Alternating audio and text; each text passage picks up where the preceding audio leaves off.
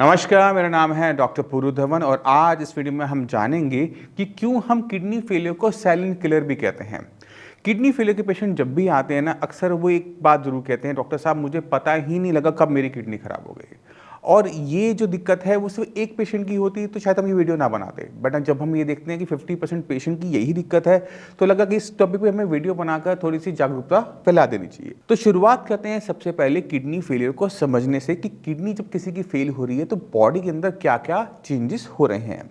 तो आपको अपनी किडनी के बारे में पता होगा कि किडनी बीन शेप की है, ब्राउन कलर की है, पीठ के पीछे लगी हुई होती है।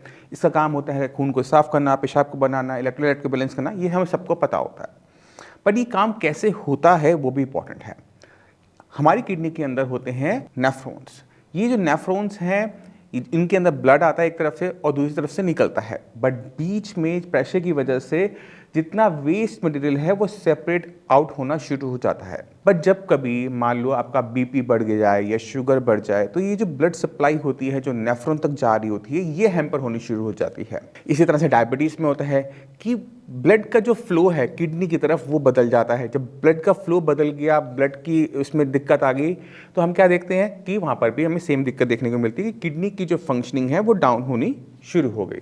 और जैसे जैसे किडनी की फंक्शनिंग डाउन होती है जो उसका काम है वो हो नहीं पाता, जैसे क्रिएटिनिन को बाहर निकालना और यूरिया को बाहर निकालना। बट किडनी के पास एक खूबी भी है कि वो अपनी फंक्शनिंग को बढ़ा लेती है। तो हम क्या देखते हैं कि जब तक किडनी को 30% का डैमेज नहीं हो जाता ना, तब तक क्रिएटिनिन की वैल्यूज बढ़नी ही शुरू नहीं होती। ये सबसे बड़ी दिक्कत है।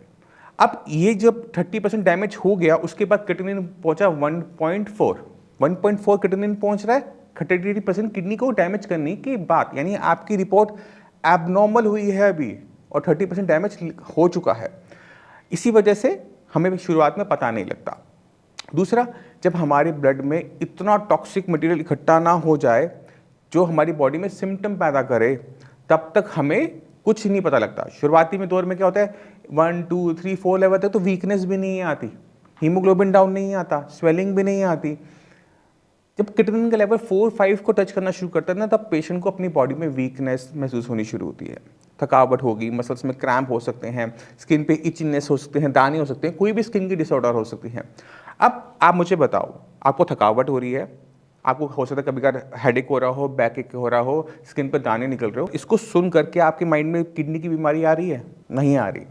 इसी वजह से किडनी फेल होती है, जो वो लक्षण पैदा करती है वो इतने आम हैं कि हर किसी को दूसरे तीसरे महीने में हो ही रही होती है। स्किन की दिक्कत, पसीने आ रहे हैं, घुमोरियाँ हो रही हैं। अब आपको ये नहीं पता कि घुमोरियाँ जो दाने निकल रहे हैं वो घुमोरियाँ से निकल रहे हैं या फिर आपको निकल रहे हैं किडनी की वजह से। हेडेक हो रहा है, अब आपको ये नहीं पता कि नींद ना लेने की वजह से हेडेक हो रहा है या फिर आपको ब्लड प्रेशर की वजह से हो रहा है, पता ही नहीं लगता। अब सवाल ये उठता है कि साइलेंट किलर को टाइम से कैसे पकड़ा जाए। उसका सोल्यूशन है आपका यूरिन। आपकी किडनी में ज़रा सा भी बदलाव होगा ना तो आपके यूरिन में भी बदलाव आने शुरू हो जाते हैं। नॉर्मली हम अपना ये देखते हैं यूरिन कि यूरिन में बहुत ज़्यादा झाग नहीं बनती, पर जब हम यूरिन करते हैं खासकर मेल के अंदर, क्योंकि हम हाइट से कर रहे होते हैं, तो अगर यूरिन की जगह पे बहुत सारी झाग बनने लग जाए, ऐसे लगे जैसे सर्फ का पानी वहाँ पर है, यानी आपके यूरिन के साथ कुछ ना कुछ तो गलत है। अब वो क्या गलत है हमें पता नहीं है। तो एक सिंपल सा तरीका होता है कि 100 रुपये का टेस्ट है, आप जाओ लैब में जाओ, अपना यूरिन का सैंपल दो, आप सैंपल दोगे उसका टेस्ट होगा और आपको पता लग जाएगा कि आपकी किडनी के साथ क्या गलत हो रहा है।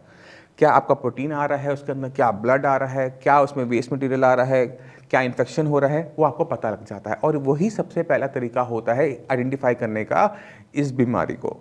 तो मैं उम्मीद करता हूँ इस वीडियो से आप समझ गए कि जो किडनी फेलियर जिसे हम साइलेंट किलर भी कहते हैं उसको कैसे आप आइडेंटिफाई कर सकते हैं, क्यों उसे साइलेंट किलर कहा जाता है। फिर भी आपके माइंड में कोई भी डाउट रह गया हो, कुछ भी पूछना चाहते हो, मैं अवेलेबल हूँ, मेरी डॉक्टर्स की टीम भी अवेलेबल है। और आपकी जो ये प्रॉब्लम है क्रिएटिनिन और यूरिया की, इसको किस तरह से हम डाउन कर सकते हैं, इसको अब आप देखिए। नमस्कार, मेरा नाम है डॉक्टर पुरु धमन और आज हमारे साथ एक पेशेंट है जिनका नाम है मकसूद अली। मकसूद अली जी जी। कहाँ रहते हो? यूपी में रहती है सर। यूपी में कहाँ पर? रामपुर। रामपुर। अच्छा, आपको यहाँ से ट्रीटमेंट शुरू हुए कितना टाइम हुआ है? 15 दिन हो गए। और 15 दिन पहले क्रिएटिनिन लेवल कितना था? 15 दिन पहले था 10-11। 10-11। तब डॉक्टर ने क्या बोला था, क्या करना है? डॉक्टर ने तो ढिलाई कहा था।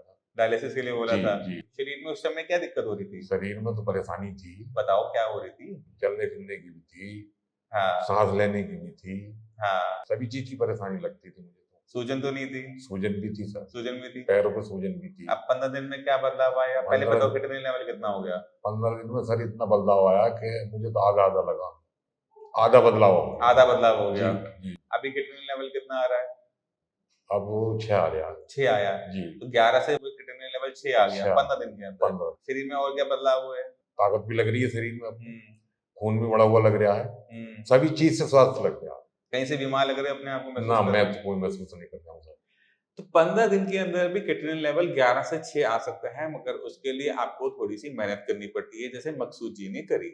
आपको अपना खाना पीना भी बदलना पड़ेगा, अपनी मेडिसिन का भी ध्यान रखना पड़ेगा, अपना बीपी शुगर का भी ध्यान रखना पड़ेगा। पेशेंट अगर सही तरीके से चलता है तो 15 दिन भी बहुत होते हैं पेशेंट को डायलिसिस से निकालने के लिए। बाकी जो पेशेंट हैं किडनी के, उनको कुछ कहना चाहोगे? मैं तो साहब यही कहना चाहूंगा कि इधर आधर भटकने के बजाय यहाँ से दबा लें। चलिए, धन्यवाद आपका। मैं उम्मीद करता हूँ इस वीडियो में आप काफी कुछ समझ गए। आपने पेशेंट से भी मिल लिया, फिर भी कोई डाउट हो मैं अवेलेबल हूँ, डॉक्टर की टीम अवेलेबल है, मिलते रहेंगे हम। ठीक है, चलिए ठीक है।